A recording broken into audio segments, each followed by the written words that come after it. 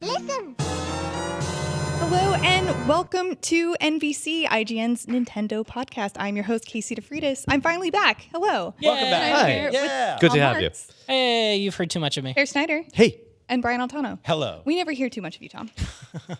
But I was gone to Nintendo Live in Kyoto, Japan during the typhoon. It was fine. Kyoto was totally okay. It wasn't fine everywhere else, but Kyoto was not bad. We were worried about you, honestly. Yeah, I genuinely. actually had a lot of people ask me, like, hey, you're in Japan, are you okay? Yeah. Luckily, I was in the southern-ish compared to Tokyo, and it was okay.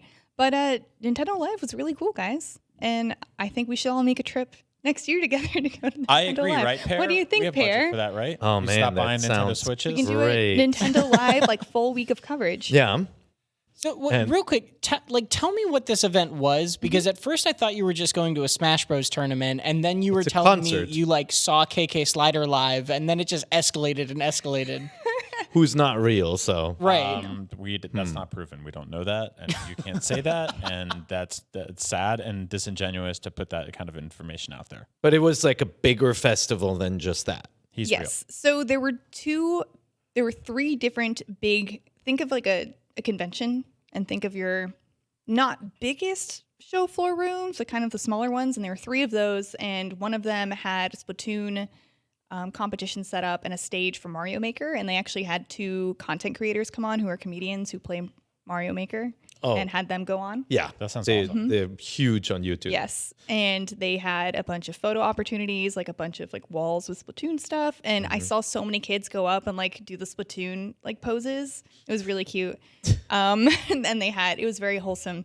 And then they had another room with all of the demos of games that haven't come out yet, like Ring Fit Adventure and Animal Crossing and Brain Age, Luigi's Mansion. And then they had a Pokemon section where they had really nice displays of all of the Pokemon games through the ages with like a little trailer playing of each of them with the game boxes and the game cartridges and another photo opportunity. They had people in costumes of Animal Crossing, Pokemon, and Smash, like Yoshi and stuff like that, just pop up Are randomly. you sure those were costumes? I think they might have been real. Okay. I met Score Bunny for reals, and he was very hot at the touch, so he was definitely a fire bunny. But you know how to defeat him, so no problem. Yeah, Yeah. just spill my water on him, and Yeah. it's fine. That's amazing. You know? But we got to do. So I was mainly there. I was able to interview the pro Smash players were there, and the way that this was the. It was like a world championships that Nintendo put on themselves. So they made a team called the Dream Team. So they invited people. They invited Mr. R, MKLeo, and Nairo to make the Dream Team because these are some of the top Smash players. And MKLeo is actually known to be the best Smash player in the world right now. So I got to talk to them about their controller layouts and their favorite characters and their favorite and least favorite patch changes so far. And they actually ended up winning the tournament. So that was really cool. But look out for more articles about that on the site coming out this week. I'm interested to hear about the favorite characters thing. And despite the bad weather, did you see anything of Kyoto? One of the most beautiful cities in the world? Unfortunately, the only day we had free in Kyoto was very rainy. Okay. We did go to one of the shrines. I've been to Kyoto before a Yeah. couple of times, and I visited the Fushimi Inari Shrine. Like I think I talked to you about that. Is that the one in the Gion Quarter? Fushimi Inari is Oh, that's the one with the gates. the big one with the gates Yeah. that inspired Star Fox. It has all these little Tori Shinto gates, these red gates, like just. All the way up a mountain. Yeah, it's pretty cool. Really cool. Yeah, that's And such if a great if city. you go through enough of them, Falco helps you through Yeah. the waterfall Yeah. for an alternate boss. and little yellow rain comes, goes. Right. I also went to the Kyoto Pokemon Center and was there way too long. I was there so long that Wow. Josh Dew, who went with me, just was gone. He's like, I'm leaving. He's like, He's I'm on an done. airplane. That's cool. But no, it was really interesting, and I wanted to show you guys a little bit of the Splatoon concert, which they did, which I think was probably one of the coolest things that I saw there. And it sounds weird, right? Splatoon concert. It was a live concert of the Squid Sisters and Off the Hook with a live band, and KK Slider opened for them. Nice. Did you Here. take this video? I did not take this video. phone? We were not allowed to take video. Aw. This is the official video that Nintendo put together and produced. Oh, all right. Yeah. So let's Let's hit see. it. All right. I love that voice right out the gate. For those of you just listening, there is a giant holographic KK Slider on stage. And a bunch of people in the audience with Splatoon colored like noisemakers. I have goosebumps right now. I would have lost it hearing this dog play live. No, he played a little bit of the Splatoon theme, and he also played the New Horizons theme. I love the MIDI guitar and everyone, that they used. and everyone's clapping. Oh my god, it's so good. And let me skip ahead to when Wait. Give me a moment. Oh, I love it so much. Did he do KK Cruisin'? These were the only two he did, unfortunately. This was a Splatoon concert. Brian asking the real questions, though. He should have done KK Cruisin' and brought out Dre and Snoop. This is so awesome. I love how it's completely quiet. Yeah. It's a ballad. I don't think you could ever get an audience to be this into something like this in the States. I just want to take this, time travel back to the 50s and show it to people and see what they say. Yeah, right? It's like, what is this? And What scares me awesome. What scares me is that KK Slider was clearly like 8 feet tall. Yep. That's so everyone can unsettling. see 'em. I think they're all really big. That's the secret of Animal Animals, yeah. Crossing. Yeah. I guess we don't have a scale. We don't know. Let's It's like get a them on weird the thing that stage. happens when KK Slider holds out one note. Because it reaches a point of uncomfortable. Like he's like, Dude, this concert was is weird. so loud. This concert was incredibly loud, honestly. Really? Yeah, it was seemed- uncomfortably loud. The KK stuff seems pretty chill. Yeah, but then you get here, let's see, is it actually starting? Here, let's see. Are those people in costumes? No, that's a hologram. Yeah. But they have a real band playing in the background, and it gets like really heavy at some points. But everyone in the crowd knew when there are dance movements to some of these songs, they knew the dance movements. That's Everyone in the crowd, whether they were a woman or man, a child, anything. I hope they also know the lyrics. I mean, there Splatoonies is there the were best. some songs that had audience interaction, and everyone interacted with it. Wow. That's so cool. Casey, this is utterly But, insane. yeah, no, I it love was it. super crazy. I genuinely love it. We need this here. I do. So yeah. I do have some issues with KK having to open up for somebody else. I think that's nonsense. He's earned his pedigree as a headliner. He's the main actor. He's been in the game for 20 years plus. This is ridiculous. I don't know. Dude does like one show a week. Yeah. Yeah, on Saturdays. That's important though. They're They should make a working. big They're deal out about there every day The on the Splatoon radio. guys? Yeah. it. Doesn't matter. By the way, did you have any time to play any of the unreleased stuff? Did you So do your kanji challenge in Brain Age? funny story that I didn't know because I don't speak Japanese. I need to pause this so you don't hear the wonderful Splatoon music anymore. Anyway, so we didn't know that you had to sign up for a slot to play the game. Casey. It's a different story, Pear, for a different time. But no, anyway, we were told after we got in line that we needed to sign up for a time to get in line the day before, but because all of the instructions were in Japanese everywhere and there was no English instructions provided to us, we had no idea that was the case. All right. But we did get to go through the Animal Crossing experience after hours, and while there, we saw Sakurai playing Ring Fit Adventure. So everything's fine. Oh, it was worth it. Yeah, there's Nice. really no problem that I have. Is that the secret to his everlasting youth? Could you see him get younger while playing? Yes. It's incredible how young he looked. Fun fact, Ring Fit Adventure has actually been available only to Sakurai Yeah. for the last 15 Yes, years. That's it. And then they Exactly. finally released it to the Yeah. public. Yeah. Wow. Only man to develop de-aging technology in real life.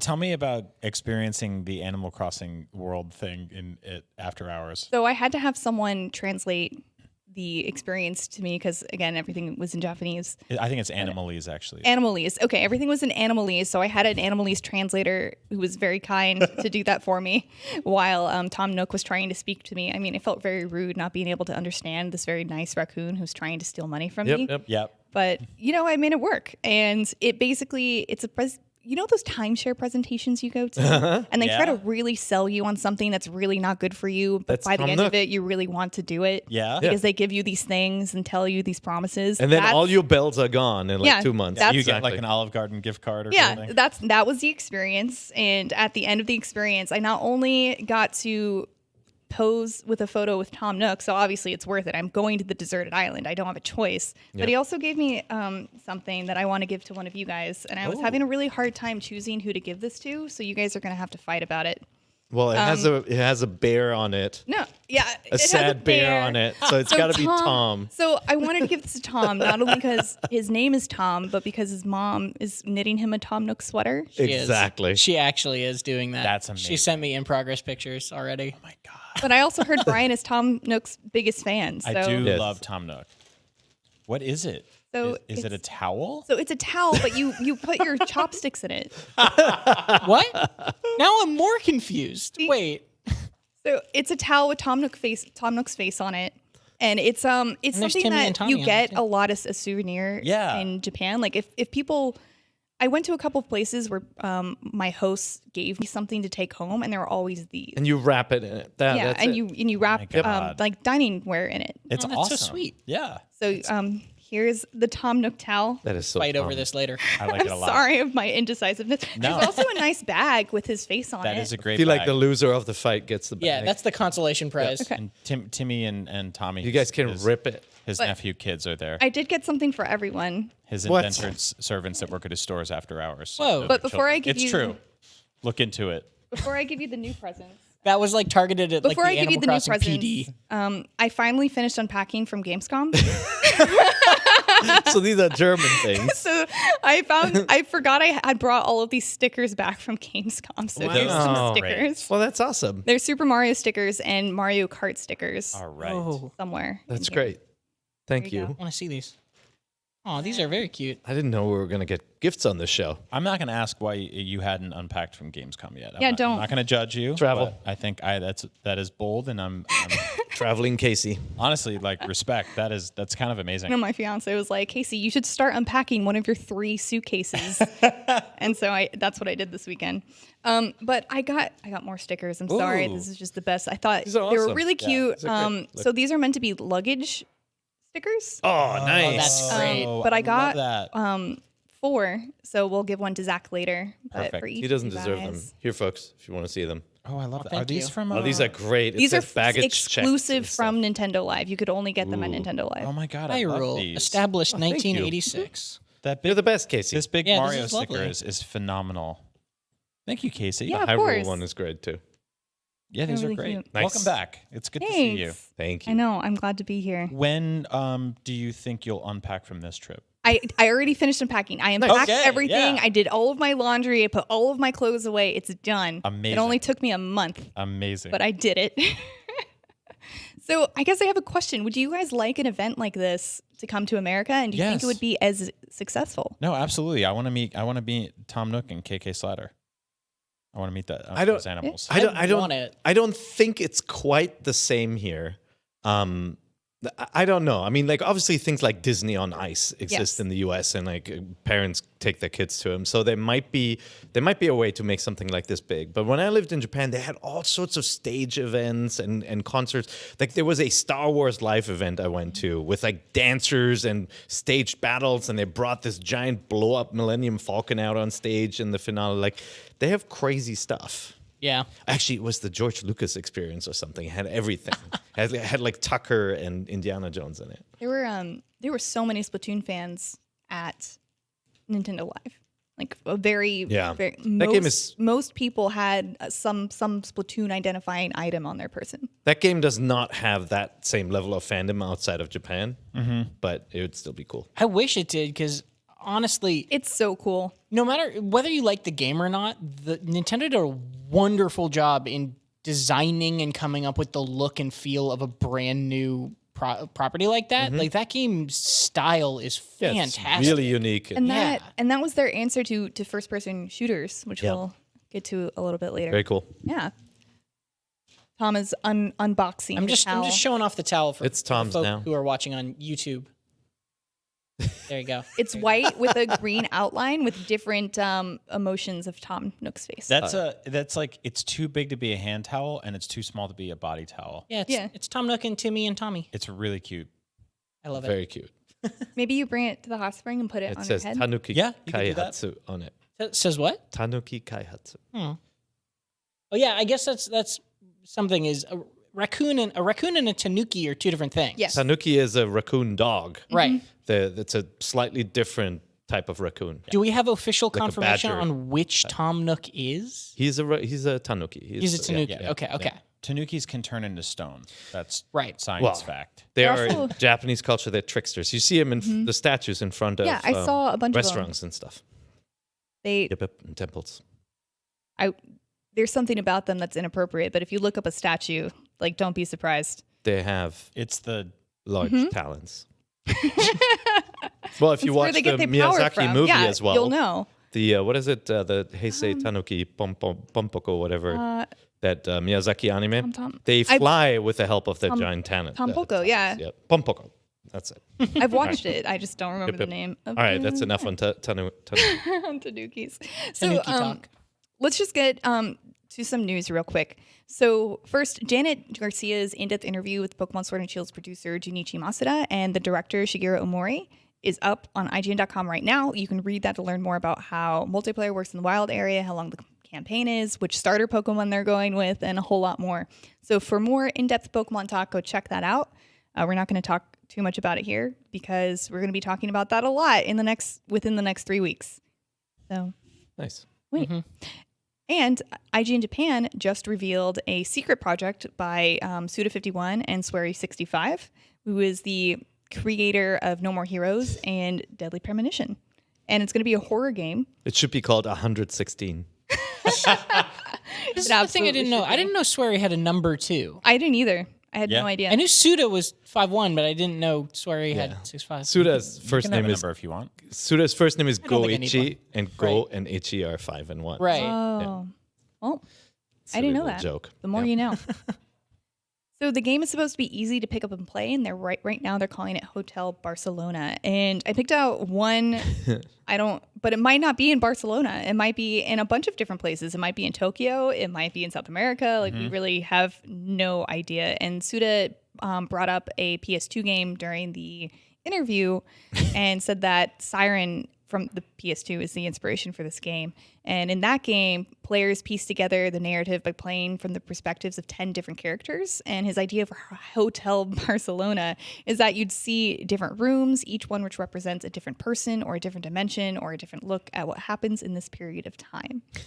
Yo, I'm all about this. Well, we'll see if it ever gets done. That's the Because he also said they've wanted to work together and they would go out drinking and then forget about it because they were too drunk. I think they said they wanted the creator of Siren to work on it with them as well, mostly because they like drinking with him. Yeah. And they texted him during the interview, and then by the end of the interview, got a text back that just said yes. That's so funny. I'm totally into this. Both of these guys make completely insane video games. Yeah. That don't really usually fall into the sort of traditional compartments where you can put genres in. A lot of their games are also sort of like technically underwhelming, but really like ambitious and interesting. Yeah. Suda, That's sort of the mark of a lot of Swery's games, right? Is Yeah. like really cool concepts that are really like if he just had a little bit more bigger budget and a little more time, it would be like just a banger of a game. Yep. And instead it's just like a really cool idea. Like that was like The Missing. The Missing was such a cool concept of a game, and it was really, really fun. It just had a million rough edges, and it's kind of up to you whether you can overlook that or not. Yeah, I played Deadly Premonition a bit when it came to Switch, and I'm definitely going to keep going. It is a bizarre, bad, awful, very endearing, like creative, clever thing. Isn't it Alana's favorite game? Yes, Yeah. Alana Pierce, who used to work at IGN, works at Funhouse. Shout out to Alana.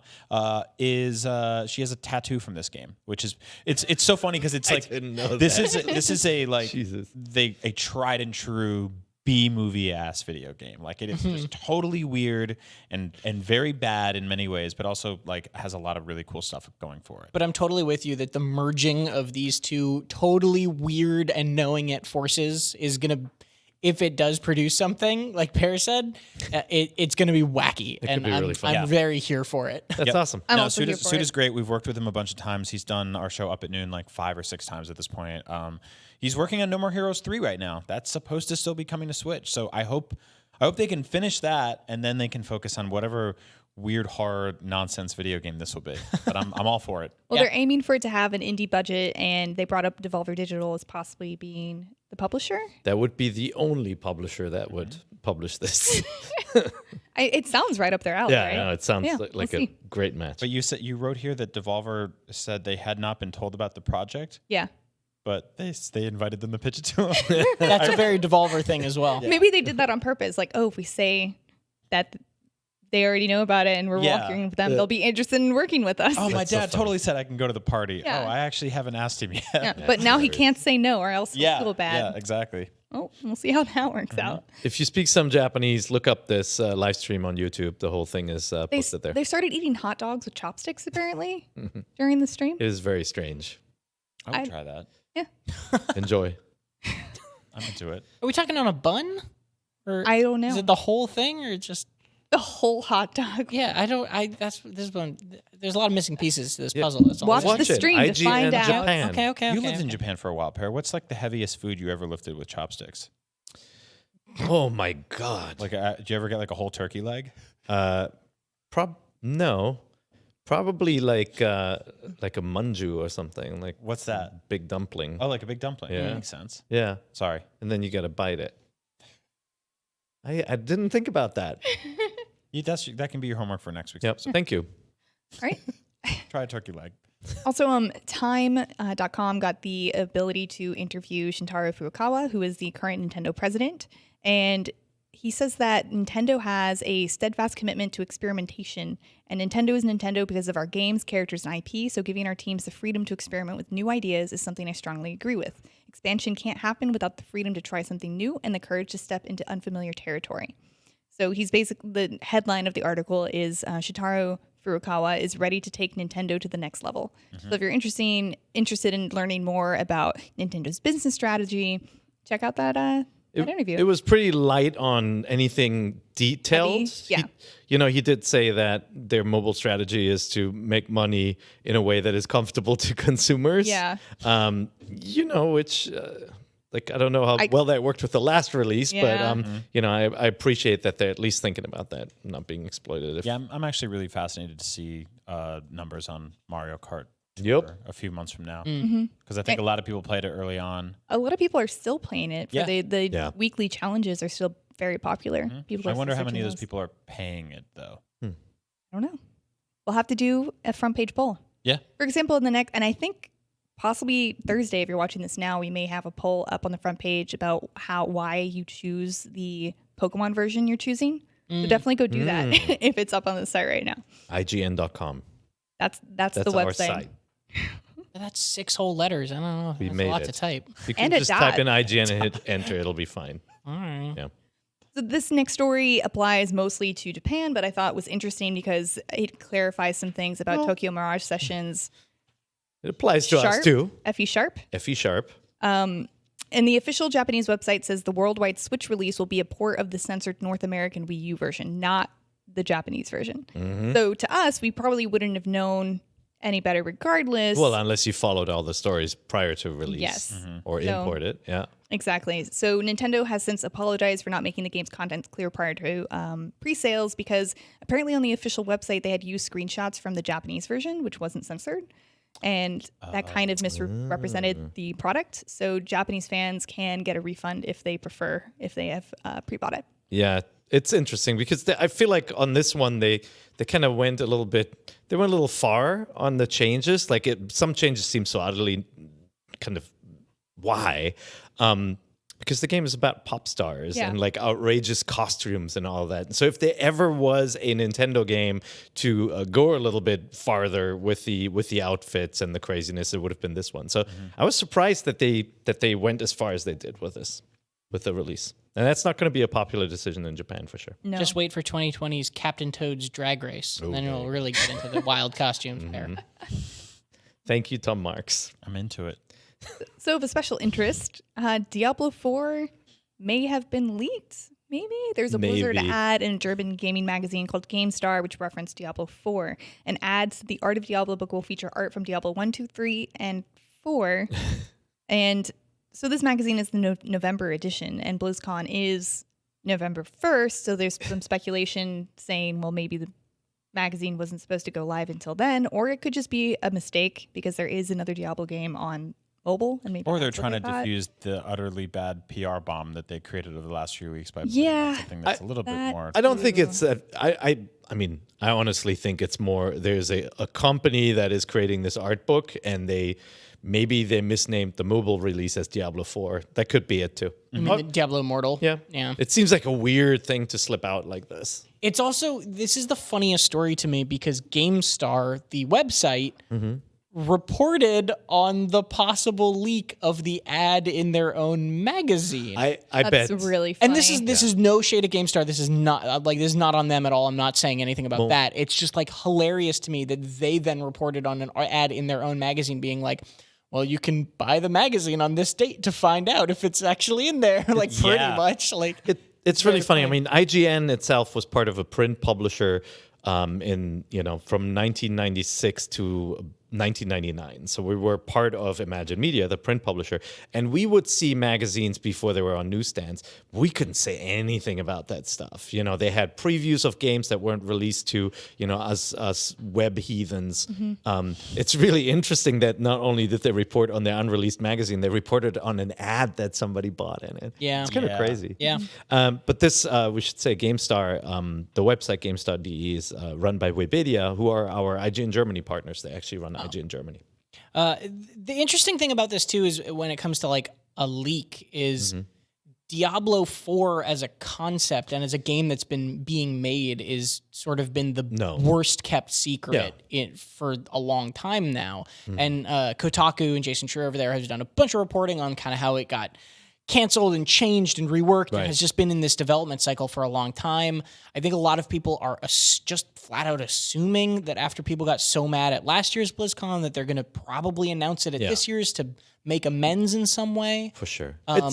So the idea that this might be a genuine leak is not at all surprising to me. The only thing with Diablo is, with Blizzard in general, is that you can never count on, unlike other companies where a new Call of Duty, a new Elder Scrolls is coming. Right. With them, you don't know if there's a new StarCraft coming in the next 10 years or if there's a new Warcraft coming. I mean, we haven't had a classic traditional Warcraft with a new number come out since 4, right?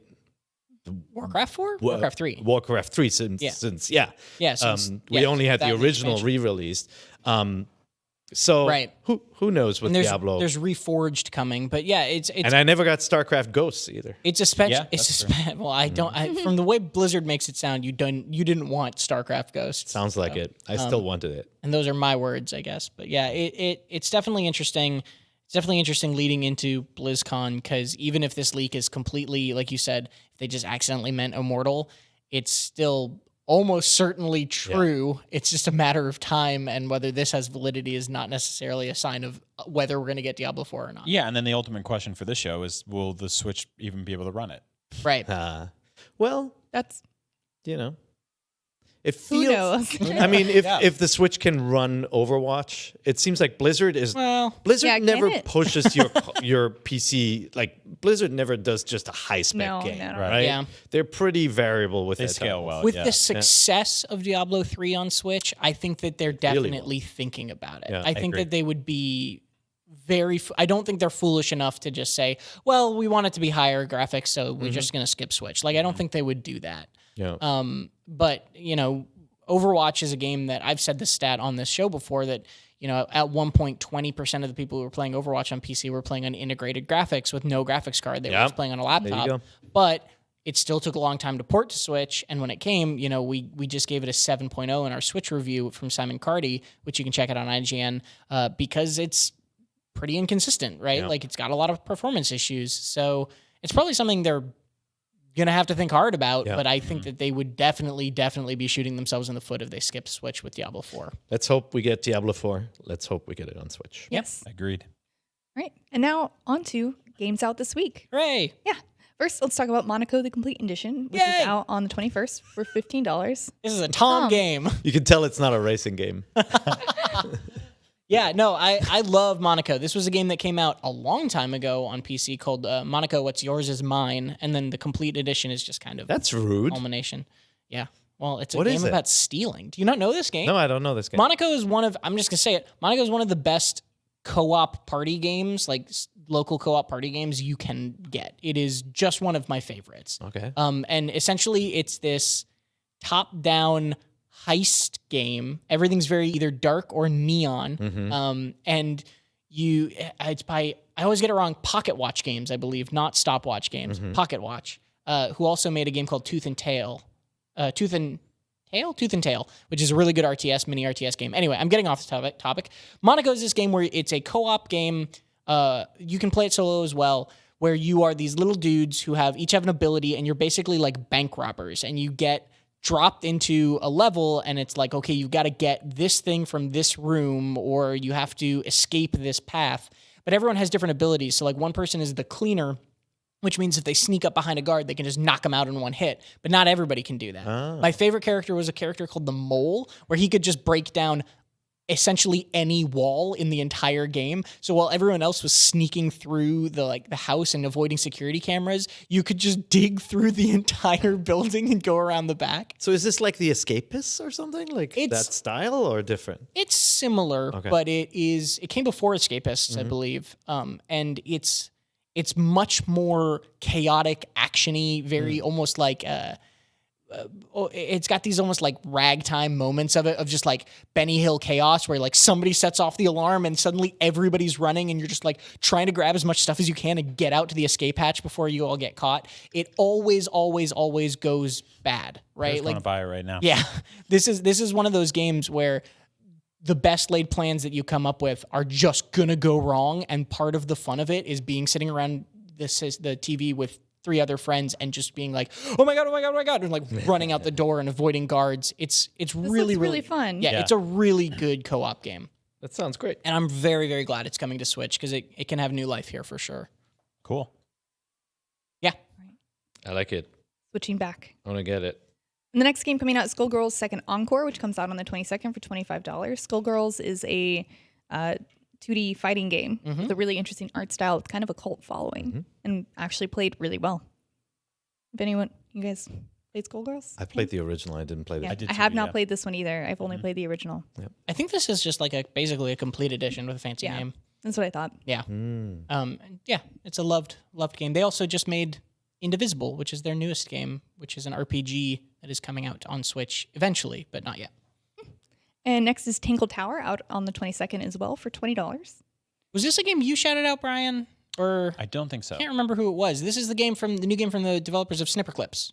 Oh, yeah. It originally came out on Apple Arcade. This was on my radar. Yes. Yeah, I totally wanted to see this. So this came out on Apple Arcade from the developers of Snipperclips. It's like a mystery adventure game, pretty much, where you're in a tower trying to classic whodunit, basically.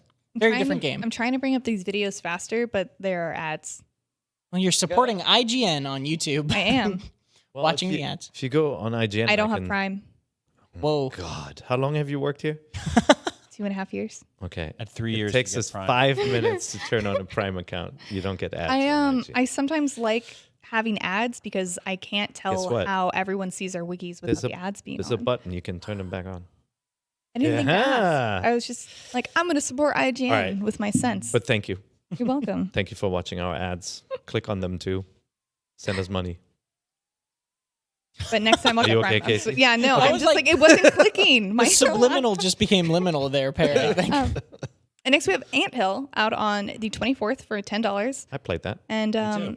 this was made by, Image and Form. yes, Yeah, I don't SteamWorld know, Dig yeah, Boys. SteamWorld. Creators of every ladies. SteamWorld game you've played. This is I And then believe also Anthill. and This is- Anthill. this is their an older first- game, yeah. I believe this is their first game. It is. You can only play it in handheld mode because Touchscreen. it is touchscreen only. Yeah. Oh, wow. And so Well, that's because it was a mobile game at first, right? Yeah, and so it's a very sort of like simplistic, but also pretty like fun and interesting top-down kind of bug-based RTS. It gets a little Pikmin-y at times because you're essentially sending waves of bugs out to kill enemies, and then other waves of bugs out to drag their carcasses back to your anthill. Yeah. And you get different types of ants, like some, you have workers that you send to, go get the juice from the little aphids. Yep. So gross. What are ants doing? Seriously.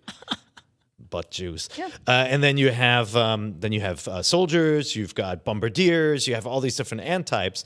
And you can basically, it's a little bit like tower defense too, right? Like you draw their butts. you draw circles around your enemies to send your soldiers out and stuff. It's fun. It's cool. Yeah, it's actually like weirdly cathartic to just kind of sit there in handheld mode and poke at the screen and draw lines for all the ants to go travel to get the juice. Would you say it makes you feel like an ant? I would not say that, but I think people that run bad jokes into the ground in the comments would. It makes me feel like an ant hill, though. Yeah. Too much ants. Yes. So if you want to be another animal, Cat Quest 2 is also coming out this week. Excellent segue. I got super hooked on the first Cat Quest on Switch. I don't know why. It is such a like rudimentary RPG. Yeah. It is like so simple, and it's definitely like a casual for kids type of game. It's like an open world action Yeah. RPG. Is it Yeah. a co-op game? I believe you can play co-op. I played it all by myself because I'm a loser. But Aw. I loved it. I had a good time. So I'm going to buy this game the second it comes out. Cat Just Quest. tomorrow. Cat Quest also caught me off guard because when I first played it, because it's this game that looks like it'll just be kind of fine, and then you get into it and you're like, this is the good game, right? Yeah. Like it definitely caught me off guard. And more of it kind of more refined or expanded. I'm not sure what the second one really brings, but I'm definitely interested in more of that. Yeah, I don't know enough about this game or what it's doing new, but based You on can the play first as a one, dog as well. What? Yes. You get Here's that a out cat of here. and a I'm dog. A dog? out. Immediate veto. Why would I want a dog in Cat Quest? Gosh. Dogs are like thinking? cats, just better. No, that's opposite. This is a whole No. thing we can't get into right now, guys. Dogs are. Are you a cat person or a dog person? Our listeners and viewers know. Ambivalent. There's no. I think dogs are much better. I don't want them in Cat Quest. Oh, How okay. about that? All right. Fair enough. All right. Fair enough. Fine. Good. I like I don't cats. want any animals. That is an but cats. appropriate opinion. I like cats more because you can leave them at home and go do things with your life. Yes. That's a selfish reason to like an animal. Yes. That That's is- not. Yeah. But they're just as That's just happy for wrong. you for when you come home. No, they're not. I like dogs when you They're come happy home because they they My like cat- say hello. the food person is back. Whenever my fiance leaves the house and I'm still there with my cat, we're hanging out, and Yeah. he just gets up and leaves. She will go to the door and cry. Because he's like, that's the food person. I feed her Casey too. never gives me she the does. right She stuff. does the same thing when he's home and I leave. Okay. And then if she thinks she's home alone, What a she nice freaks animal. out, Makes you feel bad. And then she cries, and she's like, "Oh no, am I alone? Am I alone?" Until she finds someone. She's like, "Okay." That is a good story about your cat specifically. But My cat is a very nice, sweet baby. in general, dogs are a better animal. Yeah. Thank you. I don't know. Colin doesn't even want pets from me. All he cares about is pear. A Cullen minute ago, is very reserved, but Midna loves you. I tried to steer us away from this dark path, and it did not work. Okay. Perry doesn't have a dog in the fight because he has horses. Those are horses that he has somehow convinced his family are dogs. Yeah. They're quite large and sleek. Yes. Yeah. We don't use little poop bags. We use shopping bags. Those are those are house ponies. House ponies. So hey, what are you guys playing other than with your animals at home? So much. Yeah, seriously. I was playing a Hat in Time last. I just switched switches again. Yes. So Switched I wanted my to ask Dragon you about Quest that. model. So was that a Japan only? This is a Japan only, and even worse, it was sold out. I sent my poor daughter to every store in Tokyo, and it was always sold out, sold out. They actually had all these displays for them. The Now Disney- I understand why your kid went to school in Japan. She didn't go. I sent her. yeah. Yes. Now you have a man on the inside. Right, a woman. Yeah. Yes. The Disney Tsum Tsum one, you can buy that one everywhere. That's a terrible game, by the way. Don't buy that game. No, it's That really- minigame What? Are you collection. kidding me? Disney would have- Tsum Tsum is who would really have dumb. ever guessed? But of course, They made a whole Switch for it. I figured it'd be good. That doesn't mean anything. people like the aesthetic of Disney. Maybe not. Yes. So sorry. What was your question? Well, I was just going to say that, of course, Dragon Quest was sold out because that's probably the most popular game in Japan is Dragon Quest. But I was going to ask, how many Switches do you have now, Pear? Without the kids? Without the You have kids. your Not launch counting Switch? the kids. Launch Switch, Switch Lite. Switch Lite.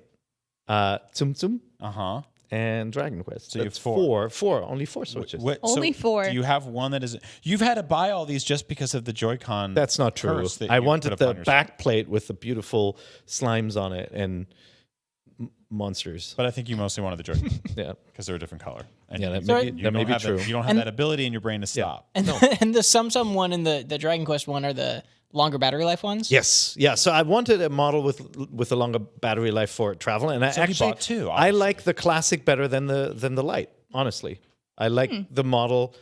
Well, they also have Joy-Con that you can switch and accessorize. You know, I like this idea of instead of just using a charger pair, just like when a Switch is about to die, he'll just port the saves over to the next one and just take that one out of the bag. By the way, the multi account system is still really bad. It's awful to be transferring stuff. I don't think and the average user has 4 Switches though. That's I think what's stripping you. of a little bit. That's maybe true.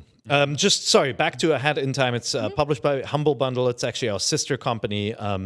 Despite that, I enjoy the game. The Switch version has some issues. If you have the chance to play the game, it is really a throwback to Super Mario 64, kind of like a world-based platform game with different stars to get. Yeah. Really funny writing, really funny characters, some really cool challenges.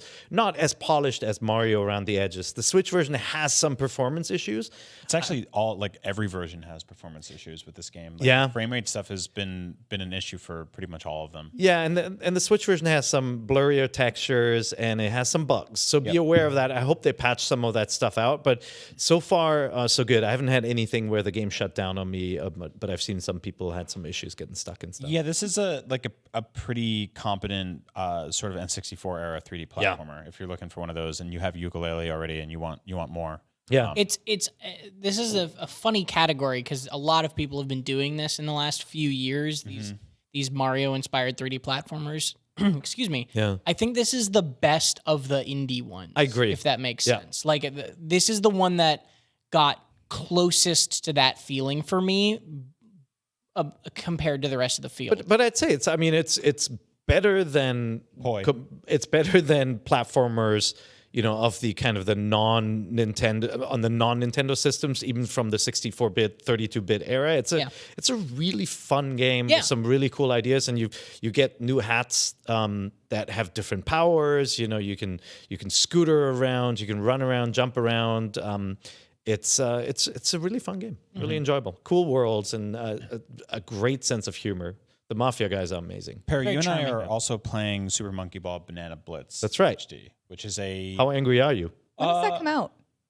In like a week. yeah. This is Very a close. remake of the Nintendo Wii version. This is a- 7th Monkey Ball game. Yeah, which is a weird. So I loved Super Monkey Ball 1 and 2. I played the GameCube version a lot. Those are the ones. Those you played the great. Those ones. are the best ones. Those are the best ones. I feel like that is a franchise that sort of lost the plot a little bit, and also got ported to literally everything at some point. That came to the Game Boy Advance. Which had like D-pad controls, which didn't work at all. It came to iOS, which then they pulled the version, and that had motion controls. It came to DS with touch controls. Yeah, we had the motion controls for tilt. The best versions are still the ones that control with a stick. Yeah. Which you can use with this version. Obviously, it's stick controls. Never watch anybody play because you'll get motion sick just seeing that thing tilt all over the place. But it's the one that uses the jump button pretty liberally. Yeah. And there are a lot of Monkey Ball purists, and I think I belong to that group that liked it better when you didn't jump. Me too. I think that's like a needless mechanic that they added to an otherwise pretty perfect formula. And this is a port of that game. And I don't know if this is one of those things where they're like testing the waters to see if this does well. Then they'll port Super Monkey Ball 1 and 2, which is like the really good ones, but it feels like one of those like EA moves where they're like, here's our like third tier thing, and if it doesn't sell well, then obviously people aren't excited for this. So from a value perspective, this Monkey Ball had all the mini games, and it had like a ton, I think like 50 of them, and there's some really good ones. Like the flying stuff was amazing. So there's a lot to be had. From a balance perspective, this game is less than perfect. Yeah. Like you'll go from a super easy level to something that's completely hard, bounces you around, it has some patented Sonic the Hedgehog mechanics where like you have to die in order to find out that you were going to die at that spot. He's in this 'Cause game now too, by the way. You go so fast that you don't see the hole ahead of you, and the whole game is about finishing stuff as quickly and with as many bananas as possible. So I don't love that. That said, I'm still having fun. Like it feels like I'm going back to the old GameCube days or the Wii days in this case, and it's just one of those games that will make you really, really angry. Yeah, I'm with you. Like the learning curve is kind of all over the place, and I think there's major pacing issues. I think the bosses are all pretty bad, But I don't know why this game has bosses. The bosses are because you don't have enough control to do the things that they ask you to do, and so sometimes it's just frustrating. You get hit and you just get bounced out, and it's like a game of chance a little bit. But this is the perfect game to play with a friend where you hand off the controller. You don't get too frustrated and burnt out. Yeah, like you drop, you pass it to somebody else. And then the port is really competent. It runs at 60. It looks nice. They up-resed everything, and the sound effects are as grating as they were back then. So, Tom, you and I are both playing some Ring Fit Adventure. So are you, Pear. I am too. I started You couldn't to. tell? Yeah, all played Ring Fit Adventure. So I've played Sunday and Monday, and I did some static stretching yesterday. I was a bad boy yesterday, but I played Saturday, Sunday, Yeah, Monday. well, So on Monday, I did one of my normal sets of an exercise I usually do, and then I was like, oh, I'll do Ring Fit Adventure now instead of like aimlessly working out. I only survived 9 minutes of actual exercise time before I was like, I'm done. I can't do this anymore. But the way they count that is very unfair. Yeah, so it was 9 minutes of like exercise time, but I was probably playing the game for more like 35, 40 minutes. Yeah. Because of the warm-up and Well, they only count it when you're actively doing a thing. I see. So when you're like shaking the controller and squeezing to select your moves, none of that is counted. Or like when you're getting into position to do a thing, none of that is counted. It's only the active time you're doing. Even in between your sets. Like Right. if even when you're, for example, doing the ab block thing, in between the ab blocks, it's not counting. It's only while you're actively doing it. I played like the first 35 minutes, and it was like you burned 25 calories, and I was like, that's a chip. But that's Right. also That's a potato chip. it's also accurate. Yeah. Like, working That's how out does hard not it is. But burn it's also- that many calories. Like running a mile is like what, like 150?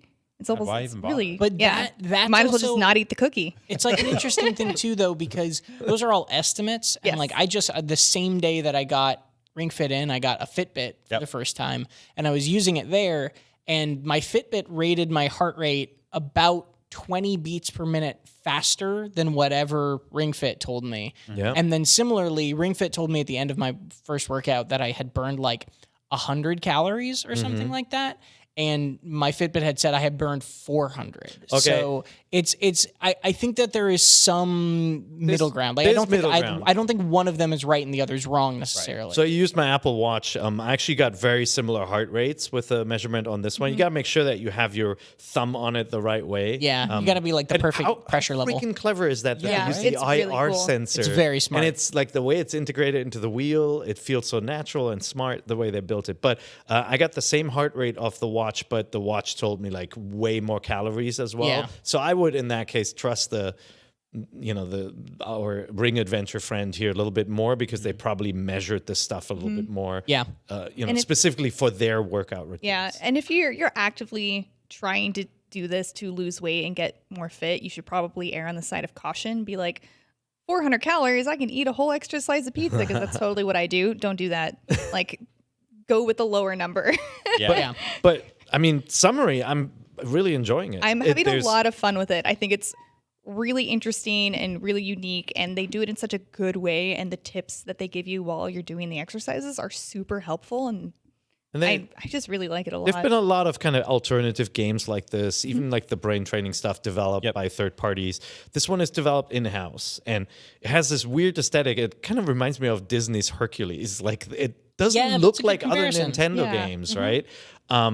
But it's but the challenges, the monsters, the things you do, it's just really fun. They really figured out a way to entertain you while you're working out and doing some of these things. It actually kind of looks like that upcoming Ubisoft game. What's it called? Oh yeah, the heroes. Gods and Monsters. Yeah, Gods and Monsters. It does have a similar style. Yeah, I dig it. It is very distinctly Nintendo, which is it's reinventing all the stuff that was sitting on the table to begin with and making it into something brand new. Yeah, We're going to come back on November 20th and report our results, if any, and how it was playing this consistently for a month. nice. I'm just gonna tell everyone ahead of time, don't judge me. Okay. No judgment here. I'm trying to keep it up. It's just like Judgment-free zone. yesterday, walk the dogs, Yeah. and then my wife wants to watch TV, and with the Switch, you can't dock it. Right? Yeah. Yeah, that's a notorious Too flaw. small. I can't see it from far away. Okay. That is Right? a problem. Yeah.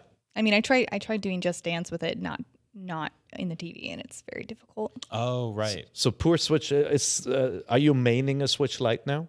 Yeah, I'm maining a Switch Lite. So what do you do road, with this and game? I play it on my regular Switch at home. on Oh, my I TV. see. Oh, I see. Yeah. Fancy. So you do have You know, multiple accounts. what it's like to have 2 Switches instead of 4. It's pretty straightforward. Kind of have an idea. What happened to about your stuff. third Switch? You had a launch one. Yeah, I traded it in for a Switch Lite. How much did you get for it? They gave me $200. That's crazy. That's awesome. You I just should got have a done free that. Switch Lite. I mean, not a free Switch Lite because I paid for my regular Switch at some point. I basically spent $100 to have a Switch for 2.5 years and then also have a Switch Lite. So it was like a That's lease. pretty good. It's like a lease. Yeah, it's like a car lease. Yeah. Not bad. Yeah, not bad. Hey, I also played Dragon Quest 11, which I know you guys talked about while I was out, and that game is great. It's so good. So funny story about Dragon Quest 11. I know you guys have talked about it in depth, especially Yeah. when Zach was on the show, because I know he's Zach loves it. obsessed with it. So I put out, if you guys follow me on Twitter, you'll see a pie chart that I put out of all of the 15 hours that I spent playing games while traveling. It's so Casey. A pie chart. I made a pie chart Okay. with my data that I got from Very my nice. family controls. Yep. During those 15 hours, I played Dragon Quest 11 for about 1, and for 13 of those hours, I played Slay the Spire. Of course. What was the 15th are hour? Just Just Dance. You played Just Dance on the plane? In my hotel room as exercise. Oh, I was gonna say if you could play Just Dance for an hour on the plane, that's a feat. The whole plane involved. Yeah. you'll probably not be invited back. Let's get moving. Yeah. No, people would be mad. Yeah. I told Nintendo that they need to do a Splatoon DLC for Just Dance after seeing that concept. That's That's a really actually good idea. that's They a do. very good idea. I would love it. I'd be And it's super into Ubisoft. it. They love working together. Yeah, right? Really quick, just a point of clarification from last week's episode, because I saw somebody tweet at us about this. Brendan Graber was on, and he said he was playing a game that he couldn't talk about because of an embargo situation. And I jokingly said, so Brendan's playing Breath of the Wild 2 under embargo. That was a joke. There were a couple people that took that no. seriously. Total goof. Just wanted to put that out there that's in not case real. anyone was lingering on that. Oh, I know what he's playing. That's not the case. Yeah. He's playing a different It's under not. embargo game. It's. Yeah, don't worry about it. It's Look at the calendar and you It's can not figure coming out to what's Switch. coming up. yeah. But not Death Breath of the Stranding, Wild we 2. can say that. And before we move on It's a from type the of Spire, Strand game. I just want to say that I got in the rankings over the weekend for one of the daily challenges. Oh, nice. I got number 28, which is Slay the pretty Spire? good, right? Yeah. Like, I don't know how many people play Slay the Spire on Switch. Probably not nearly as many as on the PC, but I Have felt pretty you- good about it. Have you slayed the Spire yet? Multiple Many times. many I don't know if times. you know this. Casey is insanely good at that game. I've heard. She is the best Slay the Spire player in the office, barred like hands down. Wow. She is better than anybody else in the office who plays it, because she can like. She came in. You came in the week or two after you started playing it Yeah. on Switch, and had like already beaten the final boss of the game. And the final boss of that game is Oh, the 4th level. is genuinely incredibly difficult. And I was so amazed and confused. I thought you were like misspeaking. Like I thought you were like, I was like, you mean the 3rd chapter, right? And you were like, no, the thing after. And I was like, what? Like what? Because you had just done it so casually. I love that this is your superpower. Yeah. You're really it's good amazing. at Slay the Spire. And Slay the It's like Spire. knowing really happened. long dinosaur names or Yeah. something. that too. as we say every time, also published by Humble on. Oh, yeah. Oh, that's right. I always forget to put that Me too. disclaimer. Someone actually responded to one of my tweets like sponsored, made by Humble Bundle, like disclaimer. And I was like, yeah, I always forget it. Thanks. Were there any other games you guys wanted to talk about? Yes, I'm playing 2 small games that came out recently that are both really awesome. One is called Stranded Sails, which is a very kind of casual survival game about a group of people who get shipwrecked and end up on an island and have to kind of rebuild their campsite and plant trees. It's very much like something that is actively holding me over until Animal Crossing is here. Okay. It's scratching that itch for me. Is it a Strand game? No, it is not a Strand game. It's not a Hideo Kojima game. Okay. I don't think it has any of those elements. It's, from what I've seen, only single player, and it's very cartoony. It reminds me of a game called Lost in Blue, which came. I know that game. Yeah, it came to Nintendo DS. Yeah. Ages ago. Not nearly as clunky as that game. It's a lot more polished than that. But yeah, I really dig it. It's very slow paced, but it's also kind of like the kind of thing where like you do a couple of tasks and your camp gets a little bit better and people get a little happier and you plant some more food and you cook some food and stuff like that. And when you die in this game, which happens a lot, of like exhaustion or hunger, you just like kind of respawn in your tent and get back out there. It's not punishing. You keep everything you collected, so it's like pretty forgiving. That's yeah, I really dig it. The other game I'm playing, no, yeah, it's not to real life. Yeah, it's good. The other game I'm playing is called Valfaris. Oh, I played that too. Yeah, which is the complete opposite of Stranded Sails, because it is a like pretty insane kind of gut-wrenching, over-the-top 2D action platforming game. It's like ripped from the covers of so many heavy metal albums. God, yeah. Like the way it looks. It's very like 70s, 80s heavy metal. It's got a little bit of Contra, a little bit of Doom. Oh, yeah. It's a 2D game. It is I saw Patrick Klepek was tweeting about it too, which is really cool. A bunch of people I think are starting to figure out that this is a good thing. Check this game out. It's if you're looking for like a Contra style game on Switch, this one is very, very violent and very nuts, but I really dig it. And it's it's deliberately heavy metal referencing, like, you know, like the moves of the character, the way it looks. It's kind of like a 16-bit plus game, right? Like the world is too rich to have been done on a 16-bit console, but it is more pixel arty. Yeah. With just a lot of red going on. A lot of blood. So go check that out. And real quick before we move on, I just know that you guys talked about Return of the Obra Dinn quite a bit last time, right? Yeah. I'm starting it right now. I started it as You're on well. the show. It is. You're working on the show, or you can't play No, I said, honestly, like as we were talking at the beginning, he started I was it. starting multitasking. Yeah. Amazing. It's the power of four It is switches. the perfect game to play on Halloween with a significant other or a friend or Really? two. It's Good murder mystery. Yeah, it's a murder mystery, and the style is really cool, and the music is intense and creepy, but not too scary. If you can't do scary games, it's not that scary. Again, it's just like Tom- tone. And we knew, and to the surprise of no one, I like it, and I'm having a good time with it because Tom recommended it. Yeah. So. And again, Tom recommended this in our Game of the Year discussions last year. Mm-hmm. He said nominated- everybody should be playing this. Along with shout out to Joe Screbbles too in the UK who said this was his game of the year last year. We nominated this game for game of the year in 2018 alongside Red Dead Redemption 2 and God of War, right? Like this is how passionately I feel about it. And thank you to everyone who I kind of evangelized it a lot last week, and thanks to everyone who said that they picked it up and were really enjoying it. So Nice. I'm glad to hear that I didn't lead too many people astray like I usually do. It's been a really awesome month for Switch. It has been a Good great games. month. So now we're on to Question Block, a game that we're going to play. But there's a special edition of Question Block because we had some NVC fans go to Reggie Fils-Aime lecture at Cornell. And while there, he gave a lecture about, let me see if I can find this. Here we go. He gave a lecture on the principles for next generation leaders because he actually graduated from a class from Cornell in the business school. So they invited him back to speak. And we got reports back from Rachel Coleman and Dan Rockwood. So thank you so much for sending us in your passionate reports on this lecture. It was really interesting to read. And Dan said before the lecture started, Reggie, walked right by us and spoke with us, thanking us for making the long drive just to see him because they had driven to New York from Boston to go to this lecture. He said he hopes the lecture exceeds our expectation, and I can say without a doubt it did.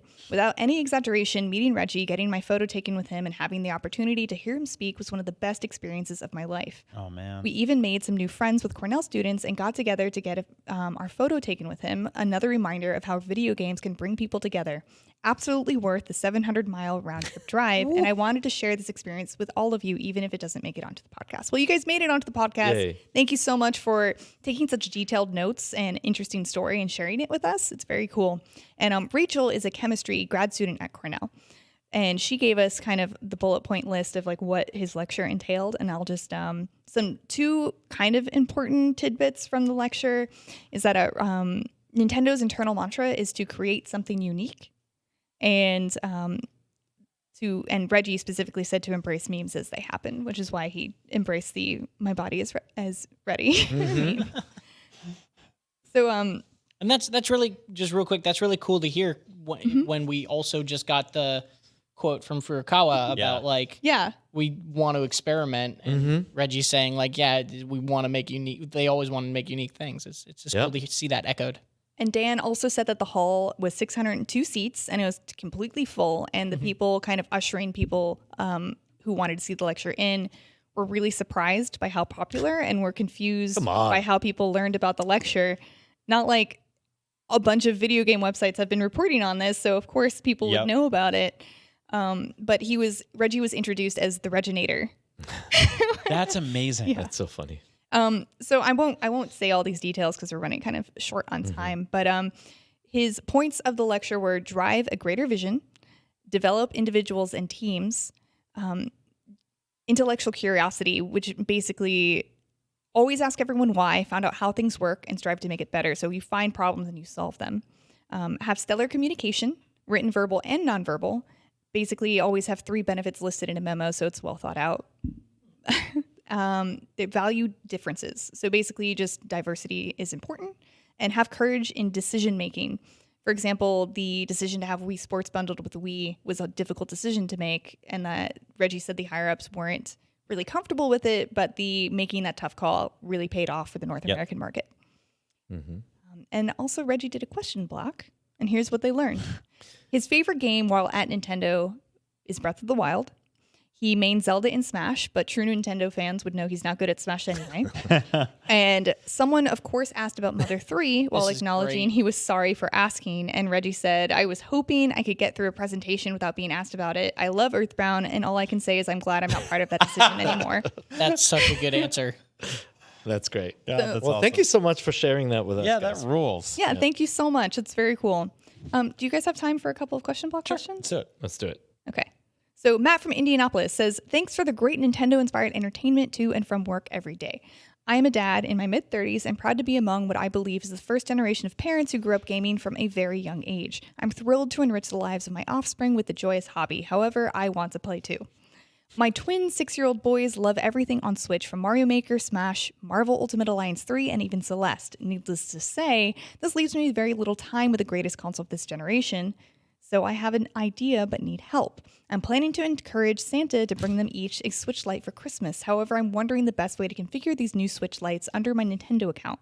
My goal is to share the games and or save data that I already have purchased and plan to in the future while protecting them online. Any advice would be helpful. All right. As a father of 3 children, much older, one in Japan who's also sharing games. Well, you have to set up a family account, first of all, where you pay for the annual fee to play Nintendo games online so that everybody can play Splatoon. But it means literally everybody can log in from their account that is under your main family account and play online at the same time. So you guys can play together. You know, you can do salmon run together in Splatoon with just one account. It also means everybody can download the Super NES games under their account. However, any games that you buy on your account, they can't automatically share on their Switches. What you have to do then is you have to sign on the other, you have to log into your account and create it on the other machines as well, where they would have to log in if you're buying them to Switches. They would have to log in to play your games specifically, and they would have to play under your account, which is really stupid. That's the limitation. Does this change if you have physical copies of games? Yeah, well, if you have physical copies, you got no problem. You just plug them in. You know, everybody can have share the same cartridge, obviously, and switch them back and forth. But for buying games, you will have to have them log in as your account on their Switch, which means they would have to be. Since these are the sub switches, they would have to be connected to an internet connection to verify the DRM that they can play these eShop games. It's doable. It's not that bad. It's it just means you have to have your account on multiple machines. Yeah. And games with limited save files. Yeah. Run into some issues. Thanks, Perry. Yep. I hope that helped you out, Matt, and also your suggestion to start publishing Tom's Out this week is a really good idea, and we'll start putting that in our article that goes up on IGN.com every Thursday at 3 p.m. So if you want to look back and reference games that we're talking about, check that out. From Kevin Osborne, he says, "Hey NVCers, love the show, especially when you guys make fun of Zach, causing him to look at the camera, cock his head to the side a bit, and make that face he does. I'd like to get some game recommendations from you guys. My wife only likes playing cooperative games with me. Besides the Overcooked games, what other couch co-op games on the Switch would you recommend? Keep getting the thing. Thanks." And I think we just talked about Hey, Monaco. and Cat Quest. And Snipperclips. And Snipperclips. And New Super Mario Brothers. Yeah, that one you'll be angry. Yeah. But obviously Yoshi as well. yes, yeah. So some of the newer games. Kirby, Um, the most recent. The new Kirby game's fun. yeah. And Luigi's Mansion is co-op as well. And that's coming out right. very soon. Yeah. So there's a bunch of stuff. And then Picross. I'm not kidding. The Picross co-op mode is fantastic. Really? No joke. You're both on the same screen, and it just feels really good to tear through a puzzle and solve it together, or make mistakes and go, "What did you do?" Unless you're the type of person who is very protective with your puzzles and speeds through them at lightning speed, then it's just fighting over. It's super fun though. I wanna shout out Picross another S3 is the one to get. River City Girls. Oh, yeah. Oh yeah, that game's fun. Super fun in co-op. That just launched recently. It's a side-scrolling beat 'em up from WayForward. That's a really good time. Did we say Towerfall? I haven't Ooh, Towerfall. Towerfall's really good. Towerfall stands, I think, as one of the best local co-op, competitive co-op games. And it has a co-op campaign too. Yeah, the campaign is Kind of short, but Well, it's like puzzles almost, right? The campaign. I'm sorry. There's also PVE. So yeah, there's PVE where you can do co-op where you're fighting enemies that spawn from a portal. It's basically wave based. That's very fun too. Towerfall is another old co-op game that just does not. It has not gone out of style. Has not lost a step in its years. If you're into the Marvels, Ultimate Alliance 3. Ultimate Alliance 3 that's is a great really co-op good. game. And of course Diablo. Yeah, Diablo. Yeah. I was about to say Diablo 3 is an awesome Diablo one. 3. My wife doesn't play a ton of video games. She's pretty old school when it comes to stuff like that. She'll play old side scrollers and stuff, or any modern games that sort of scratch that itch. But she and I got really into Diablo 3 because it's just you can play it on pretty casual difficulty settings and just kick butt and upgrade your characters. And the pace is just good for co-op gaming. Yeah, we both really got into 9 Parchments as well, which is very, very Diablo-like. Similar. Yeah. Trine is also good for co-op. Oh yeah, there are a new one lot of just co-op came out. games on Switch, guys. Yeah, yeah. there's a ton. The system made for it, pretty much. And you need 2 Switches for this, but I'm going to recommend it anyway because Divinity Original Sin 2 is a really, really good game. And that also has awesome co-op. So one more question Okay. from Nikki Danks on our Facebook page. Do you ever lose your passion for gaming? I love gaming, but I go through phases where I might not touch a game for a few months. As your hobby, is your profession, do you ever lose your mojo for gaming? Totally. If I may, I think this is something I've spoken about on the show before, but gaming is this really amazing hobby where a lot of people identify by it, right? You embody it. And I love that. And I've done that a lot. But just like anything that kind of you throw yourself into, it's totally natural to lose steam with it, to burn out with it. And there's always there's very natural human reaction to that where you start to feel guilty about not liking the thing that you've defined yourself by as much. And then you don't it's this feedback loop of oh, I feel bad about it, which means I don't want to do it more, which means I feel more bad about it. And then it just goes on and on and on. I'd honestly say just throw all those, just try your best. And it's hard, but try your best to just push those out of your mind. Cause I totally lose steam with games and I'll go by times where I'm I really just don't want to play anything. I just want to go home and watch TV instead for weeks at a time. And then I'll come back and I'll have flips in the same way where it's like, I'm just not enjoying anything. Like I have all these games available to me and I want to play something, but just nothing's clicking. That happens a lot. Yeah. The way I rectify that is to fall back on like my sort of video game comfort foods. Yeah. It's like I'll go marathon, Mario 64, Link's Awakening, Super Mario 3D World, Bloodborne. Yeah. Just Wind Waker, stuff that's like that I know, Resident Evil 4, stuff that I have memorized front to back. That still gives me a sort of like, I think I told the story on the show last year, but like when my kid was born, I was like sleepless and exhausted and I couldn't commit to any video game, and you don't feel like you're accomplishing anything because nothing you're doing is really great. Because you're just like half asleep and unshaven, and you're like, I think this is working. I'm a new dad. I have no idea. And I plowed through Resident Evil 4 on hard mode and just kicked its butt. And I was like, yes, I've accomplished something again.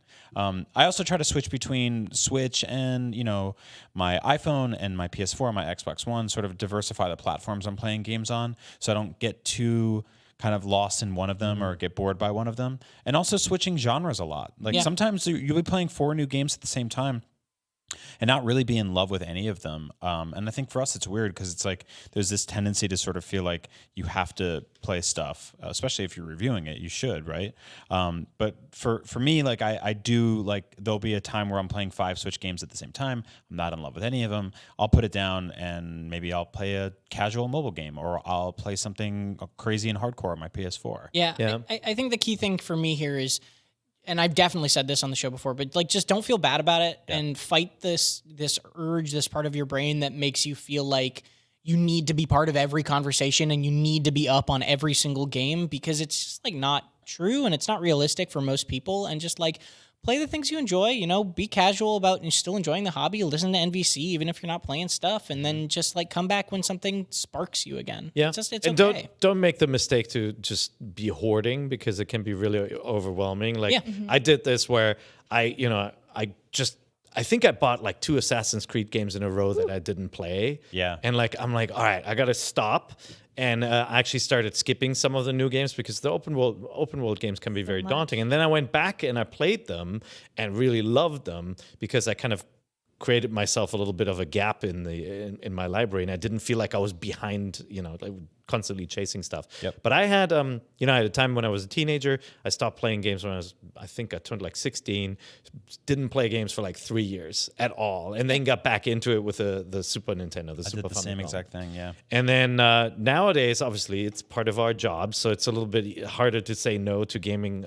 But once in a while, my wife will be gone for a week traveling, and I'm like, every night I'm coming home, I'm like, all right, now it's perfect time to play video games. And I'm like, like I boot up Control, and I'm like, I was just staring at it going like, I'm just gonna watch like a trashy Netflix movie that she would hate instead, because I just don't feel like the effort is too much. I do that a lot with my free time. Yep. I'm gonna watch a trashy movie or TV series that my significant other would really, really hate. There you go. Yeah, and sometimes your But brain it's needs okay. that. Yeah. Yeah, and it's okay, and it doesn't make you any less of like, doesn't make the hobby any less yours, right? No one can. What you play and how into it you are at any given moment is just something that means something to you, not anything else. Yeah, I find like reading about video games, learning about video games is endlessly fascinating, sometimes more so than actually playing them. And I know that's like a little sacrilegious, but I mean, this is what we do for a living, right? We cover games. I always enjoy games for work. Like I that's like a different part of my brain for some reason. But yeah, like when I get home sometimes, not always, other times I'll go home and I'll play till midnight, like it's phases, like you said. Even when I'm not playing depends. stuff, like reading about video games is so fascinating to me. I love reading about the industry. I love reading about MPD. I love reading about stories and publishers and like games and announcements. That stuff I'll never give up on. Even when there's like a few days or even a week or so will go by without maybe playing anything. And one of the reasons I love the Switch so much is that it fills some of the gaps in. Like when I'm at home, there's my family, there are my dogs, there, I can cook, we can make music, all this stuff at home that's always distracting and that's competing, movies as well, competing with video games. When I'm on an airplane flying to another country or to New York, I have hours where I could watch a movie or TV show in its worst possible format. Yeah. You know, with scenes edited out, bad, like widescreen destroyed, bad sound, all of that. I don't want to do that usually. And so the Switch is just perfect. It's like, it I'm looks totally great, with you. sounds great, and it fills those gaps. Yeah. Yep. Totally with you. So to pull me back in. Yeah. I have also, I mean, same. Sometimes I get apathetic, but I think you can say that about literally anything that you do in your life. Yep. Like you can really enjoy cooking and just be like, I don't feel like cooking today. But you know, when you have the time and you're not stressed, it's really fun. Yeah. Yep. Sometimes you just got to order burritos. Yeah. Or just like eat chips or go to the front store and get a burrito. That's not what Ring Fit told me. Exactly. Ring Fit to Fit's a eat a liar. healthy, balanced diet. With fiber. Yes. Also, I learned they tell you the weirdest facts, like the ingredient that makes garlic smell that way is this chemical Allison, called. why Allison. did it do It's like why does that matter? Allison's really good for you. Isn't it also in skunk pee? I don't know. I guess about we that. all got to start drinking skunk tea. You heard it here first from Ring Fit Adventure. Thank you so much Maybe I for listening got to NVC. I'm Casey DeVritas, and Tom Marks. Where can they find you? Hi, at Tom R. Marks on Twitter. And like, I didn't add my Twitter handle, but that's Shiny KCD. Pear, where can they find you? Pear IGN. And Brian, I'm at @_skunkp. that's a lie. This is not his name. Agent Bizzle Yeah. But look that is guy where up. you can find Brian. I'm And sorry maybe he'll for, change for it before outing it goes you. live. You have to do it. Yeah, that's fine. So anyway, you As long as I can don't have to do listen. the skunk pee. You can listen or watch NVC on your favorite podcasting platform, including YouTube.com, IGN.com, Spotify, Apple, all over the place every Thursday at 3 p.m. And remember, this is the only place you can. Get Get the thing. Google. Play IGN. What?